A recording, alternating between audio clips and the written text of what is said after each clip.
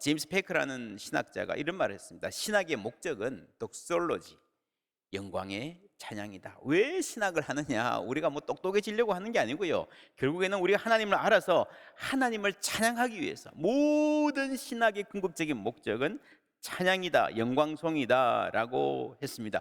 예배의 목적도 하나님을 찬양하고 하나님을 높이는 것입니다. 그것을 위해서 설교도 있습니다.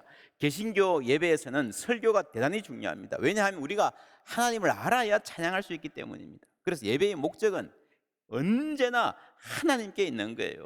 설교가 중요하지만 여러분, 설교 들으면 뭐합니까? 설교에 대한 반응 뭡니까? 착하게 사는 것, 성경을 잘 이해하게 되는 것, 이웃의 욕 듣지 않는 사람 되는 것. 그리고 뭐 다 들어있어요. 건강한 삶의 원리를 배우는 것, 내가 자긍심을 갖고 나를 발견하게 되는 것, 다 있는데, 많은 유익이 있는데, 그 중에 첫 번째는 뭔가 하면요, 하나님을 찬양하게 되는 겁니다. 신학도 마찬가지입니다. 우리가 교회를 위해서 좋은 신학, 바른 신학이 할 수 있는 일이 참 많습니다. 사람을 바로 세우고 교회를 보호하고 사회를 깨끗하게 할 수 있습니다. 하나님의 말씀에 능력이 있습니다. 그런데 그 많은 하나님 말씀에 대한 반응 중에 가장 첫 번째는요, 찬양하는 것입니다. 그래서 우리의 예배는 찬양으로 시작하고 찬양으로 끝나는 거예요. 우리가 그런 말 많이 합니다. 말씀을 들었으면 세상에 나가서 말씀대로 살아야지, 실천해야지, 순종해야지. 맞습니다. 맞는데 여러분, 말씀에 대한 반응은요, 교회 문을 열고 나가서 시작되는 것 아닙니다. 집에 가서 혹은 월요일 아침에 출근해서 시작된다 아닙니다. 말씀을 듣고 그 자리에서 함께 찬양할 때 시작되는 거예요.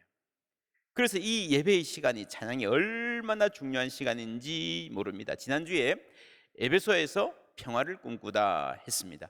에베소가 어떤 곳이라 했습니까? 평화를 꿈꾸기 힘든 곳입니다. 악한 생각들, 잘못된 사상들, 우상 숭배가 가득한 곳입니다. 탐욕스러운 사람들이 자기 이익을 위해서 종교를 이용하고 애국을 팔아먹는 곳입니다. 그리고 어리석은 사람들이 그 사람들에 속아서 목소리 높이고 무슨 말인지도 모르고 막 소리 지르는 곳입니다. 평화를 꿈꾸기 무척 힘든 곳이지만 여기서 평화를 말할 수 있는 것은요, 여기서 샬롬을 누릴 수 있는 것은요, 성경 보세요, 두 가지입니다. 1절에 보면요, 에베소에 있는, 근데 그것만이 다가 아니라 어디에 있습니까? 그리스도 예수 안에 있기 때문입니다. 3절에 보면 찬송하리로다 하나님 곧 우리 주 예수 그리스도의 아버지께서 어디에서요? 그리스도 안에서, 그리스도 안에 있기 때문에 하늘에 속한 모든 신령한 복을 우리에게 주십니다.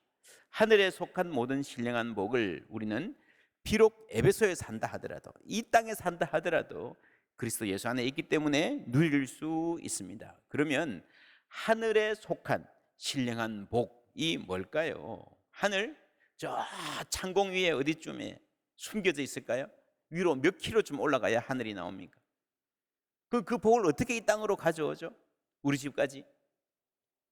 여기서 하늘이라는 말은 물리적인 공간을 말하는 게 아니죠.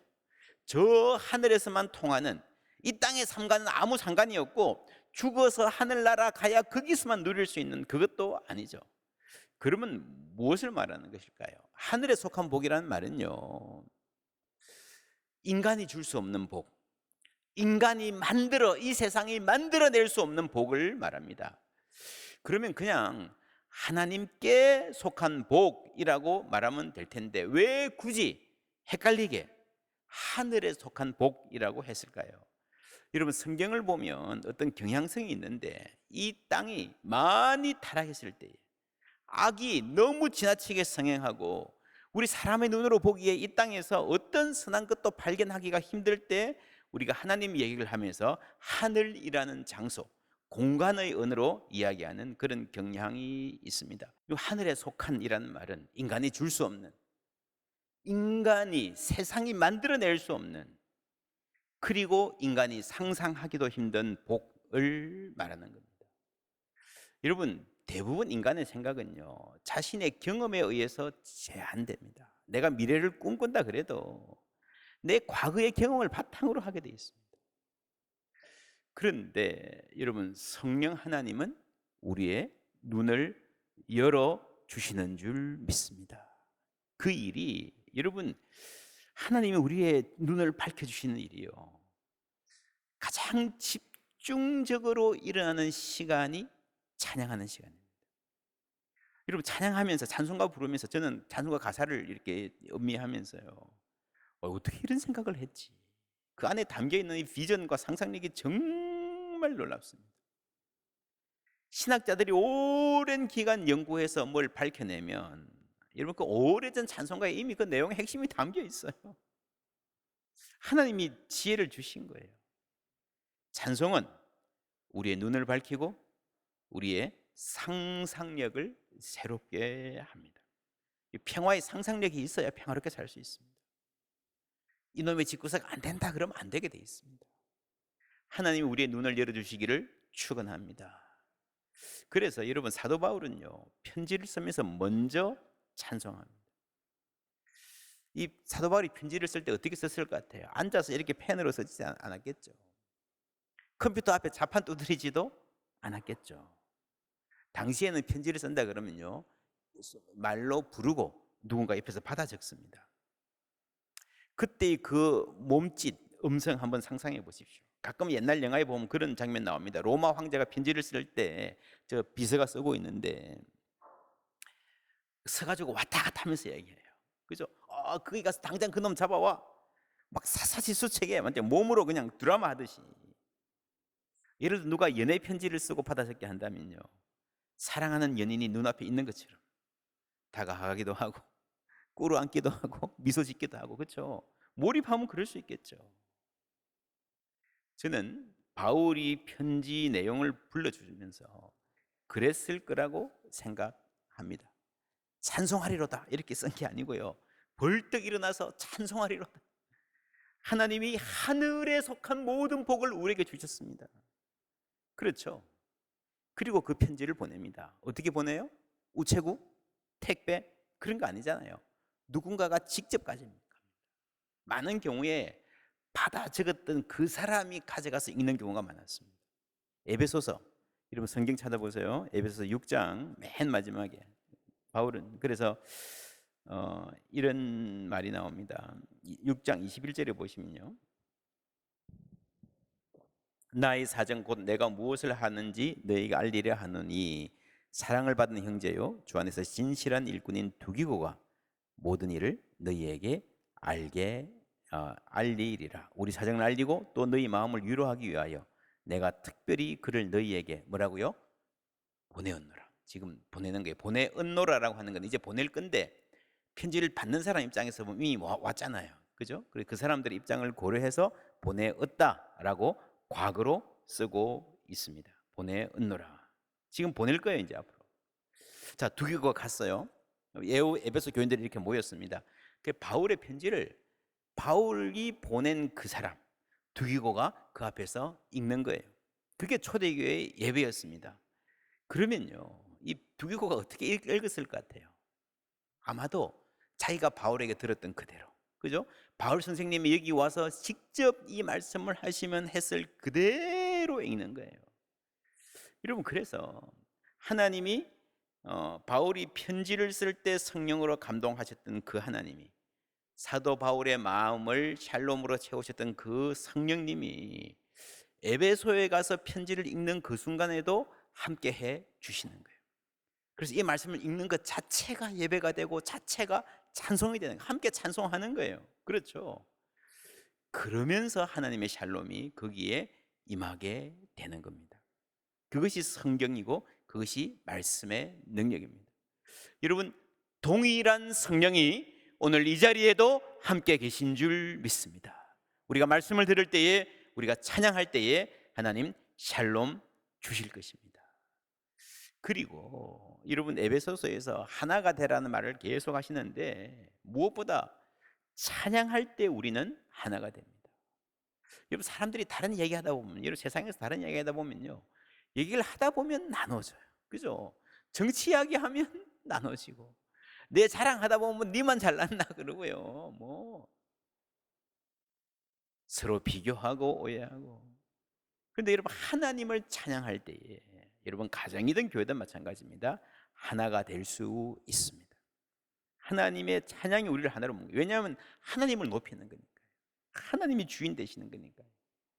오늘 이 에베소서 1장 말씀에 하나님을 찬양하는 내용에 아주 중요한 하나님을 하신 일들에 대한 말들이 많이 나옵니다. 예정, 기업, 인치심, 신비, 속량, 경륜, 통일, 뭐 이런 말들이 쭉 나오는데, 이게 하나하나가 굉장히 중요한, 예정 하나만 설명하려고 해도 굉장히 많이 시간이 들어야 되는데 중요한 부분들 보십시다. 속량이라는 말이에요. 속량이라는 말은요, 무슨 말인가 하면은 값을 지불하고 되찾아온다는 겁니다. 전쟁에서 누가 포로가 되잖아요. 노예가 되잖아요. 혹은 어디 뭐 내가 로마에서 이집트로 갔는데 그런 일 많았습니다. 해적을 만나서 붙잡혔어요. 인질로 잡았습니다. 그러면 5천만 원 가져오라. 5천만 원 다 주잖아요. 그게 여러분 속량하는 거예요. 그게 랜섬이에요. 랜섬, 몸값. 이 속량이라는 말이 구약 성경에서는 특별히 이 맥락에서 쓰입니다. 출애굽기 6장 6절 말씀 함께 읽습니다. 그러므로 이스라엘 자손에게 말하기를 나는 여호와라. 내가 애굽 사람의 무거운 짐 밑에서 너희를 빼내며 그들의 노역에서 너희를 건지며 편팔과 여러 큰 심판들로서 너희를 속량하여. 출애굽이죠. 노예되었던 이 백성들을 하나님이 건져 주셨다, 다시 되찾으셨다 할 때 속량이라는 말을 씁니다. 하나님 대가를 지불하셨다는 거예요. 오늘 에베소서 1장 7절에 나옵니다. 다 같이 읽습니다. 우리는 그리스도 안에서 그의 은혜의 풍성함을 따라 그의 피로 말미암아 속량 곧 죄사함을 받았느니라. 아멘. 보이시죠? 출애굽의 속량, 예수 그리스도의 십자가로 인한 속량. 로마서 3장 24절을 비롯한 많은 신약 구절에 그리스도 예수 안에 있는 속량으로 말미암아 하나님의 은혜로 값없이 의롭다 하심을 얻은 자 되었느니라. 값없이, 무슨 말입니까? 죄의 노예가 된 우리들을 하나님이 값을 지불하고 되찾아 오셨어요. 그 값이 뭐예요? 예수님인 거예요. 예수님이라는 값을 지불하고 되찾아 오셨습니다. 우리가 값없이 은혜를, 구원을 받은 것은요, 그게 가치가 없는 것이 아니라, 그게 아니라 우리가 지불할 능력이 없으니 하나님께서 대신 지불해 주셨다. 그게 속량이라는 말입니다. 그래서 이 속량이라는 단어 안에는 구약의 출애굽, 신약의 십자가의 은혜가 함께 들어 있습니다. 자, 출애굽한 백성들이 속량되고 난 다음에, 해방되고 난 다음에 바로 한 행동이 있습니다. 출애굽해가지고요, 홍해 앞에서 꼼짝없이 죽을 줄 알았는데 살아났어요. 살아나고 나서 그 다음에 뭐 했죠? 출애굽기 15장 19절부터 함께 읽습니다. 바로의 말과 병거와 마병이 함께 바다에 들어가매 여호와께서 바닷물을 그들 위에 되돌려 흐르게 하셨으나 이스라엘 자손은 바다 가운데서 마른 땅으로 지나간지라. 아론의 누이 선지자 미리암이 손에 소고를 잡음에 모든 여인도 그를 따라 나오며 소고를 잡고 춤추니 미리암이 그들에게 화답하여 이르되 너희는 여호와를 찬송하라. 그는 높고 영화로우시며 말과 그 탄자를 바다에 던지셨음이로다 하였더라. 아멘. 이스라엘 백성들이 뭐 했습니까? 하나님을 찬송했죠. 이 찬송에서 이스라엘 백성이 탄생했습니다. 여러분, 남자가 아닌 여자들이에요. 여자들이 함께 나와서 환영하면서 춤추고 찬양하는 이 풍습은요, 본래 뭔가 하면요, 남자들이 전쟁에 나가서 전쟁을 하고 목숨을 바쳐서 나라를 지키고 돌아왔을 때 여인들이 다 나와서 환영하는, 축복해주는 그 프레이드를 하는 겁니다. 그런데 여러분, 남자들은 없어요. 누가 전쟁에서 이겼습니까?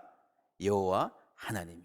그래서 그 풍습 안에서 여성들의 찬송이 나오는 겁니다. 여기서 이스라엘이 탄생했습니다. 우리가 여러분 모세 오경이라 그러잖아요. 창세기를 아브라함이나 요셉이 쓴 게 아니에요. 모세가 썼다라는 말은 무슨 말입니까? 출애굽이 먼저예요. 출애굽의 구원을 만나고 보니까, 여러분 출애굽 당하기 전까지는, 홍해의 구원을 알기 전에는요, 하나님을 몰랐어요. 하나님이 어떤 분인지 별로 관심도 없었어요. 그런데 홍해의 그 엄청난 구원을, 출애굽의 역사를, 구원을 경험하고 보니까 하나님이 우리를 구원해 주셨구나 알고 나서 이제 보게 되는 거죠. 요셉의 이야기, 아브라함의 이야기. 그렇죠. 여러분, 그러면서 이스라엘의 신학 고백이 형성이 되어져 가는 겁니다. 그래서 쭉 가서 천지 창조까지 올라가는, 하나님이 오늘 우리를 구원해 주셨는데 어느 날 모세가 와서 나가자 그래서 우리는 뭐 준비도 안 됐는데 막 나왔는데, 알고 보니까 하나님이 그냥 지금 하신 게 아니라 오래전에 준비하고 계셨구나. 그렇죠. 80년 전에 오늘의 구원을 위해서 모세를 태어나게 하셨잖아요. 요셉의 때, 아브라함의 때부터 여러분 하나님이 준비하셨잖아요. 그렇게 보니까 여호와 이레라는 말, 하나님이 미리 아시고 미리 보시고 준비하신다는 말이 무슨 말인지를 알게 되는 거예요. 그렇죠. 그러면서 창세 때부터의 고백까지 나가는 겁니다. 그 고백, 먼저 우리가 구원을 받고 나서 그 다음에 하나님의 예정하심을 알게 되는, 그것이 순서입니다. 창세기 오늘 말씀 4절 다 같이 읽을게요. 곧 창세전에 그리스도 안에서 우리를 택하사 우리로 사랑 안에서 그 앞에 거룩하고 흠이 없게 하시려고. 아멘. 똑같은 말씀이죠. 예수 믿고 보니까 그 다음에 하나님이 우리를 예정하셨구나, 선택하셨구나는 걸 알게 되는 겁니다. 9절에 보면 그 뜻의 비밀을, 미스테리온을 우리에게 알리신 것이요, 그의 기뻐하심을 따라 그리스도 안에서 때가 찬 경륜 오이코노미아를 위하여 예정하신 것이다. 이 경륜이라는 말은요, 오이코노미아라는 말은 요 안에 오이코스란 말이 들어가 있습니다. 오이코스에서 나오는 말이 뭔가 하면 이카나미입니다. 이카나미. 경륜할 때 이 경 똑같은 말입니다. 이 경영하고 돌본다는 말이죠. 쉽게 말하면 이 오이코스, 오이코노미아, 이카나미라는 말이요, 가정의 경제를 돌보듯이 하나님이 계획을 갖고 이 세상을 돌보아 나가신다라는 말이 경륜이라는 말입니다. 그게 하나님의 예정하심을 고백하는 겁니다. 하나님의 살림, 하나님의 경륜이라는 겁니다. 그래서 하나님 우리를 부르셨는데 오래전부터 준비하기도 하셨지만 미래를 향해서 목적이 있습니다. 하나님 우리를 부르실 때에 아무런 목적 없이 부르신 거 아닙니다. 그냥 저거 놔두면 지옥 갈게 뻔하니까, 불쌍하니까 일단 구해주자, 그게 아니고요, 목적을 가지고 부르신 겁니다. 오늘 말씀을 보면 그 목적이 세 가지로 나옵니다. 첫 번째, 우리로 사랑 안에서 그 앞에 거룩하고 흠이 없는 사람을 만드시려고, 성화라고 그러죠. 두 번째, 그의 은혜의 영광을 찬송하게 하려는 목적. 세 번째 뭡니까? 다 같이 읽습니다. 하늘에 있는 것이나 땅에 있는 것이 다 그리스도 안에서 통일되게 하려 하심이라.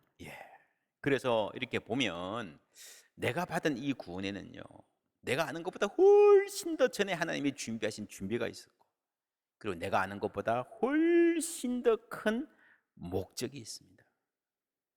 이 세상에서요, 나 혼자 행복해지는 방법 없습니다. 문제는 나 중심주의. 내가 위대해져야 된다, 내가 나고 되면 안 된다, 내가 주인공이 돼야 된다, 그 강박. 여러분, 하나님을 알면 그 질곡에서 해방될 줄 믿습니다. 하나님의 큰 이야기를 아는 넓은 시각과 마음, 그것이 있으면요, 치유됩니다. 진리가 너희를 자유롭게 하리라. 할렐루야. 그게 이 말입니다. 하늘에 있는 것이나 땅에 있는 것이 다 그리스도 안에서 뭐라고요? 통일되게 하려 하십니다. 내 중심이 아니라 하나님 중심입니다. 그래서 여러분, 구원의 초점은요, 나 개인, 구원의 범위는 나 개인이 아니에요. 물론 내가 예수 믿고 내가 구원받지만, 나에게 유익이 있지만 그것이 전부가 아니라는 거예요. 내가 죽어서 천국 간다, 그게 구원이다. 여러분, 그게 전부가 아닙니다. 내가 죽어서 저 천국에 간다 그러면요, 그게 전부라면 이 땅은 어떻게 되겠습니까? 이 땅은 그냥 불타서 없어지겠지, 멸망하겠지, 그런가요? 천국은 어디 있냐? 저 어디 좋은 곳에 있어. 만약에 그렇다면요, 하나님이 온 우주 만물의 주인이시라는 고백은 어떻게 됩니까? 이 세상은 악해졌으니까 포기하고, 회복 불가능하니까 그냥 놔두고, 우리를 위한 어떤 피난처를 따로 만들어서 거기만 하나님이 돌봐주신다. 여러분, 그건 너무 말도 안 되는 이야기예요. 하나님은 그 작은, 우리가 천국이라고 부르는 그 피난처 안에만 축소시키는 행위입니다. 아닙니다. 하나님은 온 우주 만물의 주인이신 줄 믿습니다. 하나님은요, 세상의 창조자세요. 그리고 온 우주 만물을 사랑하시고 그 능력으로 온 우주 만물을 회복시키실 분이세요. 그 새하늘과 새 땅, 보라, 내가 만물을 새롭게 하노라. 할렐루야. 그 이름은 새로운 창조예요. 새 창조. 온 만물이 회복되고 다 통일될 것입니다. 그 큰 이야기, 그 영광스러운 위대한 계획 안에서 나를 구원하시고 나를 부르신 겁니다. 그 전체를 바라볼 수 있어야 우리가 온전한 복음, 온전한 구원을 할 수 있습니다. 로잔 대회 우리가 열심히 준비하고 있는데 핵심적인 고백이 온 교회가 온전한 복음을 온 세상에 전하자. 그렇죠? 온전한 복음을 온 세상에. 나 혼자 예수 믿고 천국 간다, 그거는 중요하지만 너무너무 작은 것입니다. 이 온전한 복음을 우리가 어떻게 알 수 있는가, 어떻게 설명해야 되는가? 찬송하는 가운데 하나님의 높고 위대하심을 발견하면서 우리가 알게 되는 겁니다. 10절 다시 읽으면 하늘에 있는 것이나 땅에 있는 것이 다 그리스도 안에서 통일되게 하려 하심이라. 모든 일을 그의 뜻의 결정대로 일하시는 이의 계획을 따라 우리가 예정을 입어 그 안에서 기업이 되었으니 이는 우리가 그리스도 안에서 전부터 바라던 그의 영광의 찬송이 되게 하려 하심이라. 이 12절 말씀이 사실은 번역이 약간 좀 어렵습니다. 무슨 말인지 영어 성경을 참조해서 다시 번역하면요, 그리스도께 먼저 소망을 두었던 우리들이 그의 영광의 찬송을 위한 존재가 되기 위함입니다.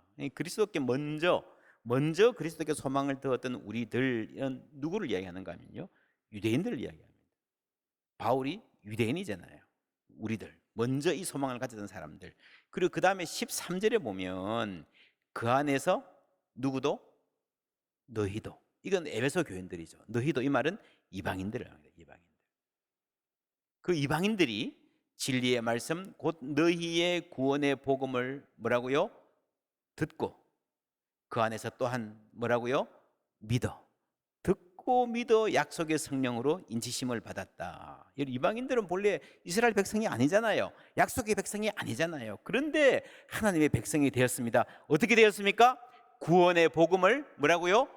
듣고 그 안에서 또한 믿어. 이렇게 해서 12절에서는 유대인을 말하고 13절에서는 이방인을 말하고 있습니다. 이방인인 우리가 어떻게 하나님의 백성이 되었나? 구원의 복음을 듣고 믿어서 하나님의 백성이 된 겁니다. 여러분, 바울이 온 우주 만물의 회복, 복음의 포괄적인 걸 말하지만요, 그 핵심은 언제나 우리 한 개인이 구원의 복음을 듣고 믿는 데 있습니다. 이것 없이 그냥 포괄적인 선교만 이야기하면요, 그냥 세상을 좀 더 좋은 곳으로 만들자, 그게 선교가 아니라는 겁니다. 선교의 폭은 너무도 넓지만 그 출발은 언제나 구원의 복음, 죄인인 한 사람이 구원의 십자가의 복음을 듣고 믿는 데서 출발하는 줄 믿습니다. 그럴 때에 하나님 백성 되어서 우리는 샬롬의 은혜를 누리는 거예요. 말로 다 할 수 없는 영광이 이 안에 포함되어 있다. 우리가 하늘에 있는 모든 것들, 땅에 있는 모든 것들, 모든 사람들이 하나님 안에서 통일되는 은혜는 언젠가 완성되겠지만 그 은혜가 이미 우리 가운데 시작되었습니다. 우리가 그 은혜를 가장 집약적으로 누릴 수 있는 자리가 이 예배의 자리인 거예요. 이 찬송의 자리인 겁니다.